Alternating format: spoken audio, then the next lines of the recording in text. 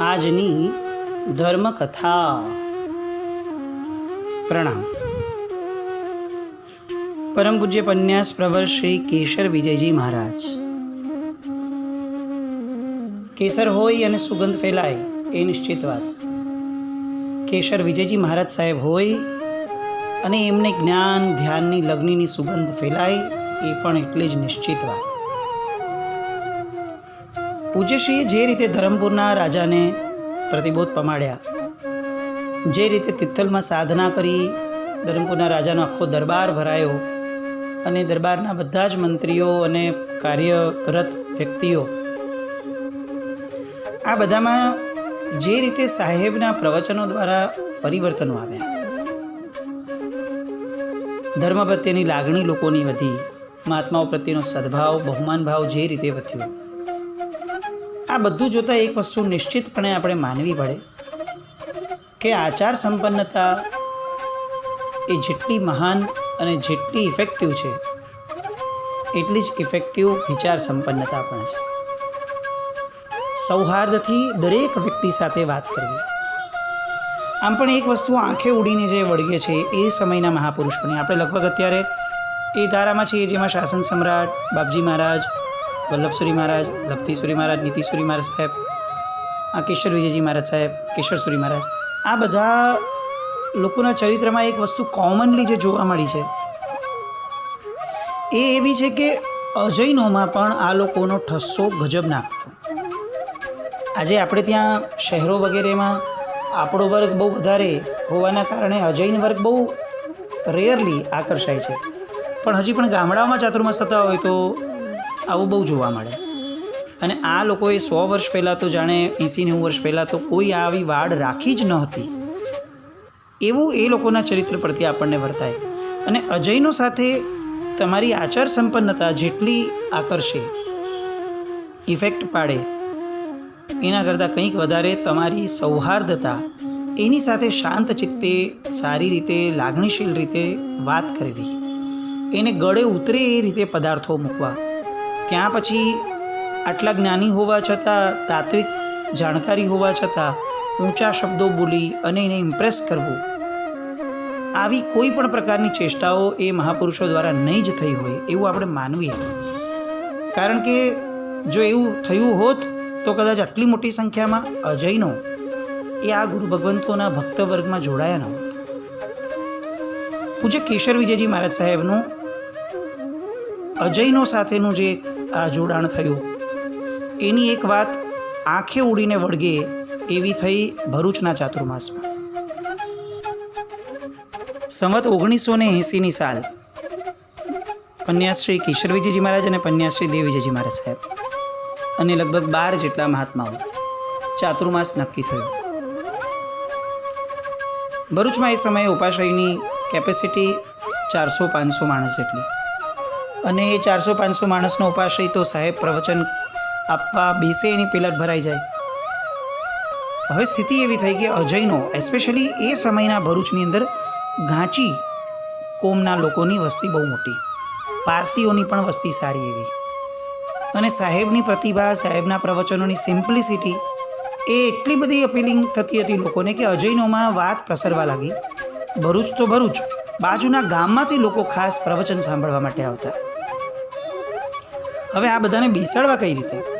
અચ્છા, બીજો પ્રોબ્લેમ જે આપણને પણ બહુ અત્યારે કદાચ અસર કરતો લાગે, બીજો પ્રોબ્લેમ એ કે 8 વાગ્યાનું પ્રવચન હોય તો વાણિયાઓ જે છે એ લોકો તો પોતાની નૌકરસીમાંથી માંડ ઊંચા આવ્યા હોય, એટલે એ લોકો તો બધું નૌકરસી કરી પૂજા કરીને પરવારે ને પછી આવે ત્યાં સુધીમાં આખો ઉપાશ્રય પેક થઈ ગયો હોય. હવે વાણિયાઓને જ બેસવા જગ્યા ન મળે, એ કેવી રીતે ચાલે? એટલે હવે થોડી તનાતની ચાલુ થઈ. એમાં એક પારસી એન્જિનિયર હતા જે રોજ વ્યાખ્યાન સાંભળવા સાહેબ આગનું આવતા. એણે સાહેબને અને સંઘને એક ઓફર આપી કે આ ઉપાશ્રયની બાજુમાં જ એક્ઝેક્ટ મારી જ પોતાની રૂમ જગ્યા પડેલી છે, જો તમને લોકોને વાંધો ન હોય તો એ વચ્ચેની દિવાલ હું તોડી લઉં મારા ખર્ચે, અને 2 ઉપાશ્રયને ક્લબ કરી દઈએ તો લગભગ 1400 જેટલા વ્યક્તિઓ આરામથી આવી જાય, 1400-1500 જેટલા, તો જગ્યા સંતોષાઈ જશે. આ બધો ખર્ચો આપવાની મારી તૈયારી છે, કારણ કે એટલા બધા લોકોને સાહેબનું પ્રવચન મારા કારણે સાંભળવા મળતું હોય તો આ મારી માટે બહુ મોટો લાભ છે. પારસી એન્જિનિયરને આવો ભાવ આવ્યો. સંઘને એણે વાત મૂકી. સંઘને તો શું વાંધો હોય, કારણ કે પરિસ્થિતિ એવી થતી હતી કે સાહેબના પ્રવચન પહેલાં એમની પાટ વગેરે લુવાનું જે કામ છે, લૂછવાનું કામ, બીજી બધી વ્યવસ્થા રાખવાનું કામ, એ બધું આ અજૈન જે આખો વર્ગ આવતો હતો એમાં પણ ગાંચી જે હતા, આ બધા લોકો આવીને ધડાધડ કરી લેતા અને પછી પોતપોતાની જગ્યાએ ગોઠવાઈ જતા. એ લોકોને સખત બહુમાન. અને આપણો વર્ગ જે છે એ મહદઅંશે છે, બધું ક્રિયાઓ બધે પૂરી કરીને આવે એટલે વ્યાખ્યાન શરૂ થઈ ગયું હોય. તો આ વ્યવસ્થાના કારણે લોકો સમાવા લાગ્યા. પછી તો 1400નો હોલ પણ નાનો પડવા લાગ્યો. એવું કહેવાય છે કે આખા ચાતુર્માસ દરમિયાન લગભગ 2000થી વધુ માણસો એ પૂજ્યશ્રીની વાણીનો લાભ લેતા હતા. અસર શું થઈ? મુખ્ય મુદ્દો આ છે. વ્યાખ્યાન તો સરસ રીતે સંભળાયું, પણ એક 4 મહિનાના વ્યાખ્યાનની અસર શું? તો મહાત્માઓએ ઘણી બધી વસ્તુઓ એ એમની જણાવી કે અમારા આચાર આવા છે, અમારા આચાર આવા છે. શરૂઆતના સ્તરમાં પણ આવું જ થયું. સાહેબ પહેલાં આવી ગયા હતા, એટલે લગભગ 1.5 મહિનો ચાતુર્માસ પહેલાં રોકાયા. તો આ લોકોને ખબર પડી કે હવે ચોમાસે 14 બેસી જશે, પછીથી તો કોઈ મહાત્મા કંઈ ઘોરશે નહીં. એટલે બધી નાની નાની વસ્તુઓ એ લઈને અજયનો આવવા લાગ્યા. સાહેબને ઘણી વસ્તુઓનો ખપ જ ન હતો, પણ એક નાનકડી પેન્સિલ લેવાથી પણ સામો વ્યક્તિ ધર્મમાં જોડાશે આવું સાહેબ જાણતા હતા. એટલે અજૈન લોકોને બધી જ વસ્તુઓ જે એ લોકો વોરાવે એ વોરી લેવા માટે આ 12 મહાત્માઓને ઇન્સ્ટ્રક્શન અપાઈ ગયા. સાહેબની કેવી દીર્ઘદ્રષ્ટિ, એના કરતાં પણ વધારે સાહેબની કેટલી સંવેદનશીલતા. ક્રિયામાર્ગ જાગતો રાખવો એ જેટલું જરૂરી છે એટલું જ જરૂરી છે કે ક્રિયામાર્ગને ક્યારે જડ ન બનવા દેવો. ક્રિયામાર્ગ જડ બની ગયો તો પછી એ ક્રિયામાર્ગ એને સેવન કરનાર વ્યક્તિઓની સંવેદનાઓને જગાડવામાં અને જણાવવામાં કદાચ એટલો સક્ષમ ન પણ બને. અને એટલે સાહેબે બધા જ મહાત્માઓને ઇન્સ્ટ્રક્શન આપી દીધું હતું કે આ અજયનો છે, જે વસ્તુ લાવે ખપે એવી હોય લઈ જ લેવાની. પછી એનું શું કરશું એ આપણે વિચારશું. મહાત્માઓને અરસપરસ કંઈ પણ આપણે ભક્તિ કરી દઈશું. આ રીતે લોકો એટલા બધા સરસ રીતે જોડાયા. એ પછીથી ચાતુર્માસ પૂર્ણ થયો. હવે કામડી વોરાવવાની વાત આવી. ચાતુર્માસ પૂર્ણ થયે, હવે વોરવાની છૂટ થઈ એટલે કામડી વોરાવવાની વાત આવી. તો એ સમયે ઉપાશ્રયની બાજુમાં જ એક ઘાંચીની દુકાન હતી, તેલ વગેરે બધું વેચતા. એને એવો ભાવ થયો કે મારે દરેક મહાત્માને કામડી વોરાવી છે, 12 મહાત્માઓને. આ લોકોએ એમ કીધું કે અમારી માટે શક્ય નથી, અમારી આગળ ઓલરેડી કામડી પડેલી છે અને પરિગ્રહ અમે વધારતા નથી. પણ સામાનો ભાવ તીવ્ર લાગ્યો. કેશર વિજયજી મહારાજ સાહેબે ઇમિડિયેટલી એમના ભાવનો સ્વીકાર કર્યો. બધા જ મહાત્માઓને કીધું કે તમારે કામડી બોરવાની છે. અને એ ભાઈએ એટલી બધી હદ સુધી ઉલ્લાસપૂર્વક એમણે કામડી બોરાવી. એ જમાનાના 12 રૂપિયા અને 13 રૂપિયાની, જ્યારે આનામાં વાત ચાલતી હતી એવા સમયે 12 ને 13 રૂપિયાવાળી કામડીઓ એ એમણે બધા મહાત્માઓને બોરાવી હતી. કિંમત પૈસાની નથી. એક ઘાંચી કુટુંબનો વ્યક્તિ એને આટલો તીવ્રતમ ભાવ થાય એ બતાવે છે કે વિચાર સંપન્નતા અને સૌહાર્દતાની કિંમત કેટલી મોટી છે પરમાત્માના શાસનમાં. એ ચાતુર્માસ દરમિયાન ગૌતમ પૃચ્છા નામનો ગ્રંથ વંચાયેલો. એટલે કોઈ જીવ નરકમાં કેમ ગયો, કોઈ મનુષ્ય કેમ થયો, કોઈ તોતળો બોબડો કેમ થયો છે, કોઈ રોગી છે, કોઈ નિરોગી કેમ છે, કોઈ ધનાઢ્ય કેવી રીતે બન્યો, આ બધી જે વાતો ગૌતમ સ્વામી ભગવાનને પૂછતા હતા, એ બધી વાતોના ઉલ્લેખો બધા આ ગ્રંથની અંદર આવવા લાગ્યા. એટલે અજૈનો માટે પણ આ ગ્રંથ બહુ જ મનનીય બન્યો, કારણ કે આ બધી વાતો એ લોકોને પણ પોતાનું બહુ જ સરસ મજાનું સ્ટ્રક્ચર સમજાવી શકતા હતા. અને પરમાત્માના શાસનની અજોડ એવી કર્મ થિયરી એ લોકોને ગળે ઉતરી જાય એવી સરસ રીતે સાહેબ પૂછતા લેતા. અનેક પ્રશ્નો આવતા અને સાહેબ દરેક પ્રશ્નોના બહુ જ સરસ રીતે સામાન્ય સમજાય એ રીતે જવાબો આપતા. સાહેબને ગળાનું દર્દ હતું, એટલે ક્યારેક દેવીજીજી મહારાજ સાહેબ પ્રવચન વાંચતા અને એમાંથી પણ કેટલાક લોકોને ક્યાંક પ્રશ્ન થતા, પણ સાહેબને ક્યાંક ને ક્યાંક એમની યોગની ધારા લોકોને એટલી બધી અપીલ કરવા લાગી. એ સમયે અજૈન લોકોએ સાહેબ પાસેથી ચાતુર્માસ દરમિયાન પિંડસ્થ ધ્યાન, પદસ્થ ધ્યાન અને રૂપાતીત ધ્યાન કઈ રીતે કરવું જોઈએ એનું બાકાયદા સાહેબ આગળથી એમણે પદ્ધતિ શીખી. હું ફરીથી કહું છું, આ બહુ જ ઇમ્પોર્ટન્ટ વસ્તુ છે. અજૈન પ્રજાએ પૂજ્યશ્રી પાસેથી પિંડસ્થ ધ્યાન, પદસ્થ ધ્યાન, રૂપાતીત ધ્યાન આદિ ધ્યાનો કઈ રીતે કરવા અને ધ્યાનમાં શું કરવું, કઈ રીતે આગળ વધવું એના સ્પેશિયલ કોચિંગ ક્લાસીસ લઈ અને એમણે બધી જ રીતે સાહેબ પાસેથી આ વસ્તુની જાણકારી મેળવી.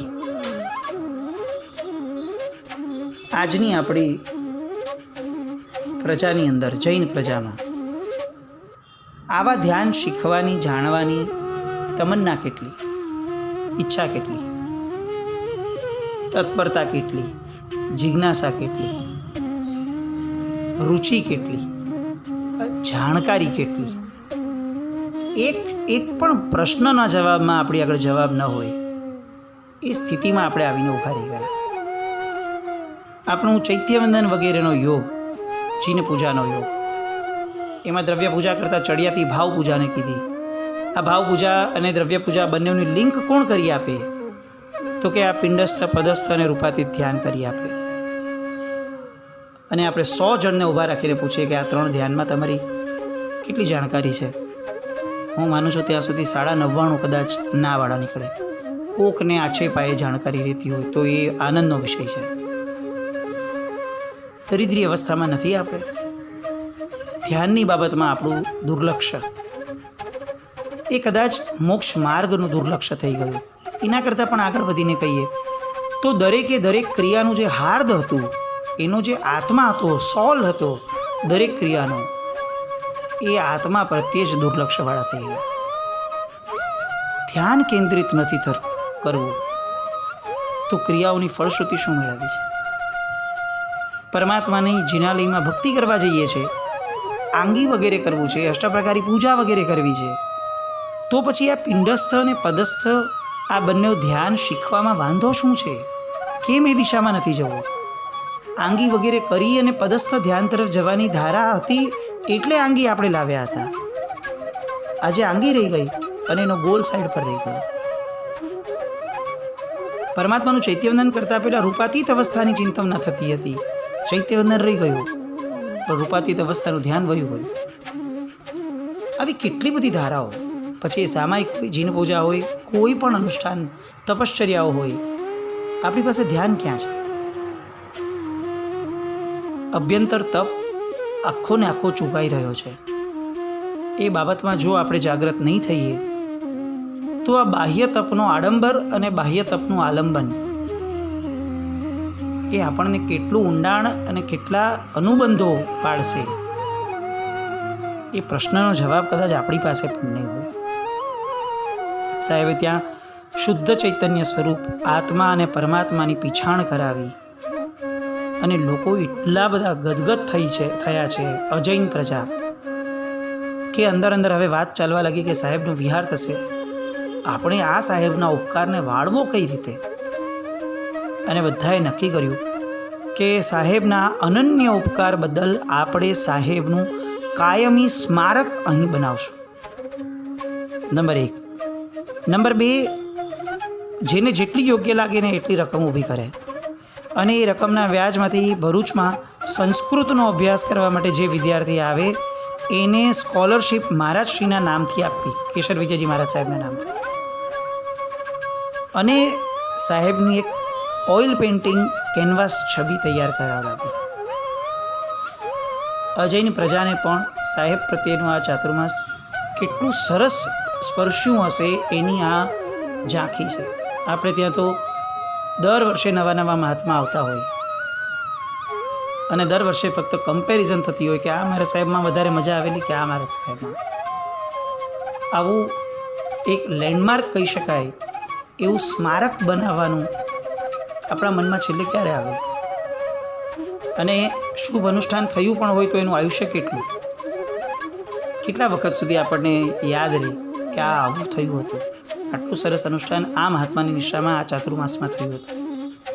સંઘના ચાતુર્માસની વાત જવા દઈએ, આપણી પોતાની 99, આપણી પોતાના ઉપધ્યાનની ધારા, આપણા પોતાના અનુષ્ઠાનો, એ બધાની પણ યાદગીરી કેટલી, એનું આયુષ્ય કેટલું? બહુ જ શોર્ટ થતા જઈએ છીએ. એ વાત ક્યારે પિંચ થશે આપણને? સાહેબની ઓઇલ પેઇન્ટિંગની છબી મુકાઈ, આસો સુદ દસમના દિવસે સાહેબની કમલ વિજયજી મહારાજ સાહેબની સ્વર્ગારોહણ તિથિ અને ત્યારબાદ એવું નક્કી થયું કે મ્યુનિસિપાલિટી જે ત્યાંની હતી એની હાજરીની અંદર સાહેબની એક સરસ મજાની છબી એ ત્યાં અનાવૃત થઈ. એ છબી આપણે આજે આ ધર્મકથાની સાથે પણ મૂકીએ છીએ. આપણે આગળ આપણા સદભાગ્યે એ છબીનો ફોટો છે કેનવાસનું ઓઇલ પેઇન્ટિંગનો. આ રીતે એ ચાતુર્માસ જબરદસ્ત રહ્યું. એ પછીથી હજી એક સાહેબના ચાતુર્માસની વાત એમના જીવનની અંદર બહુ જ હાઇલાઇટેડ રીતે આપણા જીવનમાં લેવી પડે એમના ચરિત્રમાં. એ પ્રયાસ થયો હતો સાહેબનો.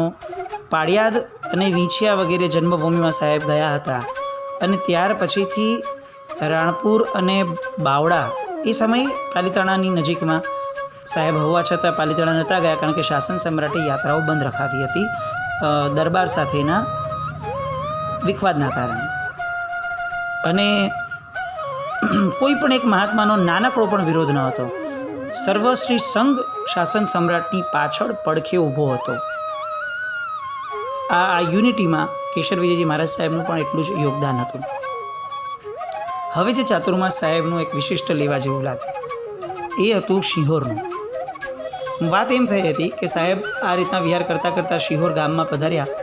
સારા એવા દિવસોની સ્થિરતા થઈ. લોકો સંઘના લોકો સાહેબ પાછળ એટલા બધા ઘેલા થયા. બધાએ બહુ જ આગ્રહભરી વિનંતી કરી અને શિહોરના ચાતુર્માસની જય બોલાવડાવી. હજી ચાતુર્માસની વાર હતી એટલે વિહાર કરતાં કરતાં સાહેબ ભાવનગર ગયા. ભાવનગરમાં મારવાડી વંડા પાસે સાહેબ ઉતર્યા હતા. હવે ત્યાં પણ પ્રવચનો શરૂ થયા. લગભગ 15 દિવસ જેવા થયા હશે. આખું ભાવનગર જાણે હિલોડે ચડ્યું હોય. દાદા સાહેબના ઉપાશ્રયમાં સાહેબ પછી રોકાયા અને દાદા સાહેબમાં ભાવનગરના સંઘના ટ્રસ્ટીઓને એવું લાગ્યું કે આવું વ્યાખ્યાન અમે અમારી જિંદગીમાં પ્રથમવાર જ સાંભળ્યું છે. હવે સાહેબને અમારે ચાતુર્માસ કરાવવું જ છે. સાહેબ પાસે ગયા. સાહેબે કીધું કે અમે શિહોરવાળાને શબ્દો આપી દીધા છે. ભાવનગર કીધું સાહેબ મોટો સંઘ છીએ એટલે અમારું માનવું જોઈએ સાહેબ આપે. અને સાહેબે કીધું કે જુઓ અમે તો જેમને શબ્દ આપ્યો તમે એની હારે વાત કરો, તમે અંદર વિચારીને અમને કહેજો, અમે વચ્ચે નથી, અમારે તો ક્યાંય બી ચાતુર્માસ કરવાનું છે. અને ભાવનગરના સંઘના 12 જણા સ્પેશિયલી શિહોર ગયા અને શિહોરના ટ્રસ્ટીઓ સાથે વાત કરી. એ લોકો શ્યોર હતા કે હજારોની મેદનીને માટે શિહોરનું નાનું ગામ કોમ્પ્રોમાઇઝ કરવામાં શિહોરવાળાને વાંધો જ નહીં હોય. બહુ કોન્ફિડન્ટલી ગયા. દાદા સાહેબનો સંઘ, એના મોવડીઓ, એ જાય એટલે ઠસ્સો કેવો હોય, વટ કેવો હોય. અને શિહોરનો સંઘ સરસ મજાનો આવકાર આપ્યો. વાત સાંભળી, અંદર ચર્ચા કરી અને શિહોરના સંઘે ના પાડી દીધી. અમે સુકામ સાહેબનું ચાતુર્માસ જતું કરીએ. સાહેબ માટે હોડ જાગી. ભાવનગરનો સંઘ સમજાવે છે કે અહીંયા હજારોની મેદની છે, તમે લાભાલાભની દ્રષ્ટિ જુઓ. મોટો સંઘ છે, મોટું ગામ છે. શિહોરમાં કેટલું થશે ને કેટલા લોકોને લાભ મળશે. શિહોરવાળાએ કીધું બધી વાત બરાબર, અમે સાહેબનું ચાતુર્માસ કેમ જતું કરીએ, અમને એક રીઝન આપો, અમે શું કામ આ લાભ ગુમાવીએ. અને બંને વચ્ચેનો ગજગ્રાહ શરૂ થયો. બંને એકબીજા હારે હુસાતુસી કરવા લાગે. અલગ અલગ એંગલથી સમજાવે, ન સમજે તો ગુસ્સાથી વાત કરે. ગુસ્સાથી વાત કરતાં કરતાં ધમકીઓ અપાઈ જાય. બંને એકબીજાની સામે આવી જાય. પાછા કોઈ વચ્ચે પડે, પાછી બધી વાતને થાળે પાડે. એમ કરતાં લગભગ 20 દિવસ સુધી આ વસ્તુનો નિવેડો આવ્યો જ નહીં. હવે બંને પક્ષ થાક્યા. સાહેબ પાસે આવ્યા. સાહેબે કીધું કે હું આમાં કંઈ પિક્ચરમાં જ નથી. હું શું કામ કોઈને પણ હાકે ના પાડું. હું એટલું ચોક્કસ કહું છું કે શિહોરમાં મારું ચાતુર્માસ જઈ મેં બોલાવી છે. એ શબ્દથી હું ત્યાં સુધી પાછો નહીં ફરું જ્યાં સુધી શિહોરનો સંઘ મને અનુમતિ ના આપે. હવે શિહોરના સંઘવાળા તો એવું વિચારવા લાગ્યા કે આપણે ડબલ ફોર્સથી વિનંતી કરીએ. સાહેબને એવું લાગવું જોઈએ કે શિહોરના સંઘમાં જ કરવા જેવું છે. એટલે એક મોટી બસ ભરીને લોકો આવ્યા. પણ પરિસ્થિતિ એવી થઈ કે સાહેબની તબિયત થોડી નબળી થઈ અને એના કારણે સાહેબનો વિહાર ભાવનગરમાં પણ થવો મુશ્કેલ. જ્વર એટલે કે તાવની અસર આવી. ભાવતું તું ને વૈદ્ય કીધું એના જેવી સ્થિતિ ભાવનગરના સંઘ માટે થઈ. તેમણે શિહોરવાળાને સ્પષ્ટપણે કહી દીધું કે આ સ્થિતિમાં સાહેબને વિહાર તો બહુ જવા દો, આગળની વાત, ભાવનગરમાં પણ એક સંઘમાંથી બીજા સંઘમાં લઈ જવાય એવું નથી. તમને લોકોને સાહેબનો વિચાર નથી આવતો? આટલી પણ ગુરુ ભક્તિ નથી તમારામાં? અને પ્રેશર મુકાવાનું શરૂ થયું. કેટલાક દિવસો માટેની સાહેબની આ બીમારી એ શિહોરના સંઘ માટે બહુ મોટી એક ઘા સમાન પરિસ્થિતિ થઈ. સાહેબની તબિયત એ સૌથી પહેલી પ્રાયોરિટી હોવાના કારણે શિહોરે બહુ ઉદારતાપૂર્વક સાહેબનું ચાતુર્માસ જતું કર્યું અને ભાવનગરના સંઘમાં ચાતુર્માસ થયું. ત્યાંના અનેક ઉપરી વર્ગના અધિકૃત ગૃહસ્થો નગરશેઠ પ્રભુદાસ ભગવાનદાસભાઈ દેસાઈ, ગુલાબરાય ગોવિંદરાય, ઠાકોર વ્રજલાલ ઉધવજી વગેરે ઘણા બધા લોકો નિયમિત વ્યાખ્યાનમાં આવવાના શરૂ થયા. માસ્તર મોતીચંદ ઓગવજી વગેરે બંધુઓ સાહેબ પાસે ધ્યાનનો અભ્યાસ કરવા આવતા. રાજ્યના કાઉન્સિલના મેમ્બરો, સ્ટેટ ભાવનગરના દિવાન સાહેબ, પ્રભાશંકર પટણી સાહેબ અને અનેક સ્થાનકવાસી અને દિગંબર જૈનો બપોરના સમયે સાહેબ પાસે આવી અને ધાર્મિક બાબતો ઉપર અનેક પ્રશ્નો પૂછતા, ખુલાસા મેળવતા. આત્મજ્ઞાન, નવતત્વ વગેરેની ચર્ચાઓ ચાલતી. શ્રોતાઓ આખો દિવસ વ્યાખ્યાન ચાલુ હોય એ રીતે શ્રોતાઓ લાભ લેતા હતા. અને આ ધારામાં હુન્નર શાળાની પણ પ્રેરણા થઈ. જનરલ પબ્લિક માટે પણ ઘણી બધી વ્યવસ્થાઓને એ લોકો માટેનું તંત્ર ઊભું કરાવ્યું સાહેબે. અને એક સફળતમ ચાતુર્માસ જ્યારે એની અગ્રિમ દિશામાં શિખર પર હતું એવા સમયે એક એવી માંગણી આવી સંઘમાંથી કે જે માંગણીએ સાહેબના જીવનની અંદર બહુ મોટું પરિવર્તન લાવ્યું. એ કઈ માંગણી આવી અને પરિવર્તન શું હતું એ આવતીકાલે જોઈએ. જીન આજ્ઞા વિરુદ્ધ કંઈ પણ બોલાવ્યું હોય તો મિચ્છામિ દુક્કડમ. જૈનમ જયતિ શાસન.